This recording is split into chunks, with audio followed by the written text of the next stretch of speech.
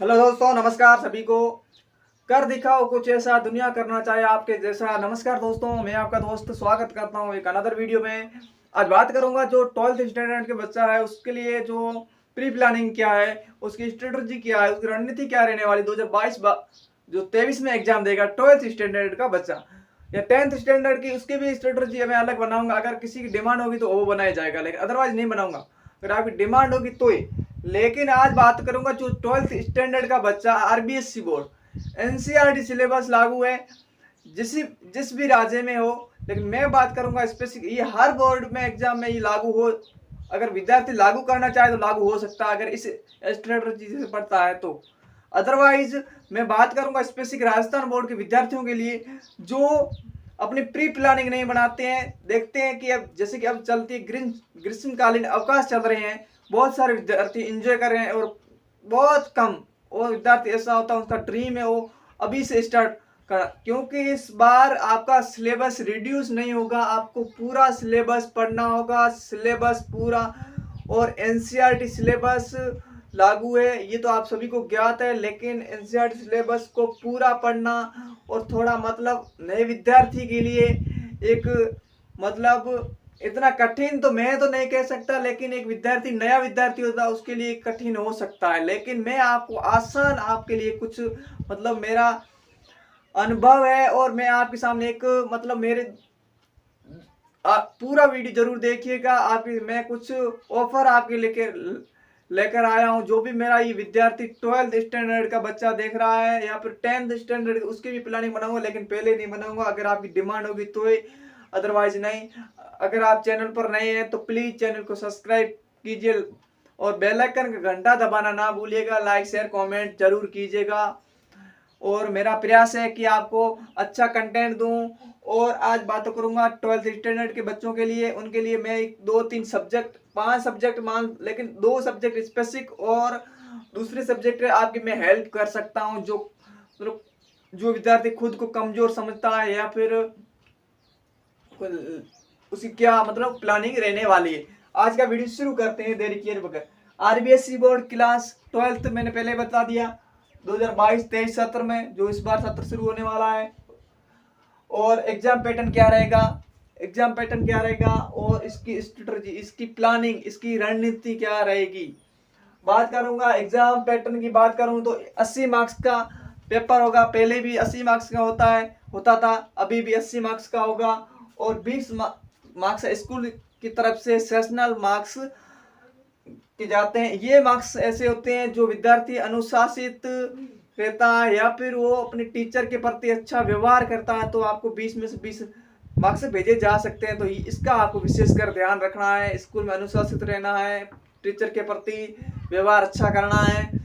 और मेरे को इस बार ऐसा अनुभव हो रहा है जैसे कि सीबीएसई ने अपना पैटर्न दिया है कुछ के कि विद्यार्थी को 12th तक या बोर्ड एग्जाम तक सीमित ना रखकर उसको मतलब कंपटीशन का भी उसको मतलब नॉलेज कुछ दिया जाए। जैसे कि इस बार इंग्लिश में भी कुछ टॉपिक जुड़े हैं, जैसे कि कुछ टॉपिक ऐड हुए हैं, वो कंपटीशन के लेवल के विद्यार्थी को यहाँ से कंपटीशन लेवल का बढ़ाया जा रहा है। और मैं कहता हूँ कि एमसीक्यू अगर 8-10 क्वेश्चन आते हैं तो आपके लिए एक अच्छी बात होगी, क्योंकि आपको भी वहां से मतलब आपका माइंड सेट एमसीक्यू का भी कंपटीशन लेवल का जो एग्जाम होता है वहां तक आपको तैयार किया जाएगा। और प्लस सब्जेक्टिव होगा, सब्जेक्टिव तो होगा, सब्जेक्टिव वर्णात्मक प्रश्न आपको पूछे जाएंगे। इसका मतलब मार्क्स क्या रहेंगे, उसका सिलेबस विस्तृत मैं आपको जल्दी मतलब बोर्ड जैसे ही बोर्ड जारी करता है तो आपको मैं बता दूंगा। और आगे बात करूं इसकी स्ट्रेटजी क्या रहेगी, इसकी स्ट्रेटजी की बात करूं तो स्ट्रेटजी आपके लिए एक पहला है सिलेबस। सिलेबस पूरा आपको माइंड में होना चाहिए, प्लस सिलेबस को पूरा कवर करना चाहिए। सिलेबस आप कहाँ से कवर कर सकते हैं, जैसे कि मैं आपको कुछ मेरा ऑफर है वो आपको थोड़ा रुकिए मैं बता दूंगा। सिलेबस को या आप स्कूल से करें या फिर कहीं से भी करें। दूसरा है आपकी रिवीजन। सिलेबस कवर किया उसके बाद में रिवीजन कर लेना। 2 महीने आपको स्पेसिफिक रिवीजन के देने हैं, 2 महीने। और प्लस आपको प्रीवियस ईयर क्वेश्चन होते हैं, जो प्रीवियस ईयर क्वेश्चन होते हैं उसको आपको सोल्व करने। प्रीवियस ईयर के क्वेश्चन आपको कहां मिलेंगे, प्रीवियस ईयर के आपको क्वेश्चन मिलेंगे आरबीएससी की वेबसाइट पर। वहां से मॉडल पेपर दे रखा, मॉडल पेपर में उसमें जितने 10 साल के आप 2000 मान लो 2011 से 2021 तक आप वही 22 तक अभी हुआ है, वहां तक आप अगर सोल्व कर लेते हैं और इससे जो बड़ा क्वेश्चन है या फिर छोटा क्वेश्चन कोई भी बाहर नहीं जाएगा, कोई भी बाहर परसेंट बहुत कम जाते हैं, गिने चुने परसेंट जाते हैं। तो ये आपके लिए एक दूसरे से लिंक है, जैसे सिलेबस कंप्लीट किया उसके बाद लिंक हो गया इससे रिवीजन से, रिवीजन किया उसके बाद में लिंक हो जाएगा प्रीवियस ईयर क्वेश्चन पेपर से। तो इस प्रकार से ये स्ट्रेटजी, अगर इस प्रकार से स्ट्रेटजी आपने अपनाते हैं अभी से तो आपके 95% प्लस 95+ आपके परसेंट से कोई रोक नहीं सकता, मैं कहता हूं, अगर आप तैयारी प्री प्लानिंग के साथ करते हैं। अदरवाइज आप गोते खाएंगे, कुछ नहीं मिलेगा। अगर आपको मैं कहता हूं मेरे से जुड़ो, मैं आपको बेहतर आपके साथ कुछ कॉम्प्रोमाइज नहीं करूंगा।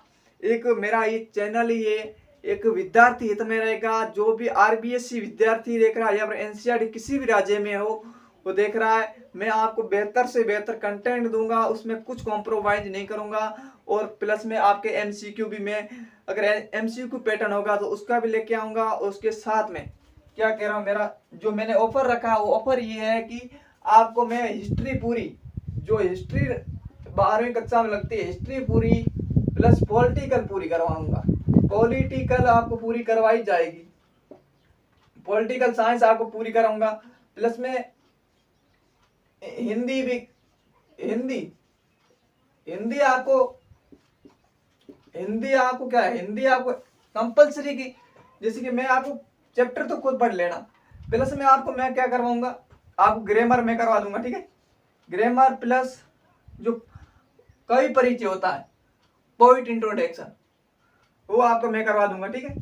और हिंदी लिटरेचर की वही बात है, सेम का सेम ये रहेगा, ग्रामर प्लस ये पोइट जो कवि परिचय होता है। आपको इतना बता सकता हूँ क्या आपको पढ़ना और क्या नहीं पढ़ना हिंदी लिटरेचर साहित्य में। और इसके बाद में इंग्लिश की बात करूं, इंग्लिश की भी कुछ मैंने प्री प्लानिंग बनाई है, इसका मेरे को थोड़ा रिसर्च करना पड़ रहा है, लेकिन इसमें आपको ग्रामर आपको पूरा करवाऊंगा। ग्रामर प्लस जो राइटिंग सेक्शन आएगा आपके, राइटिंग सेक्शन में जैसे लेटर है, रिपोर्ट है या फिर ट्रांसलेशन। ये ट्रांसलेशन था लेकिन इस बार क्या रहता है पैटर्न अभी आया नहीं, लेकिन शायद ही ट्रांसलेशन वाला टॉपिक ही रहेगा।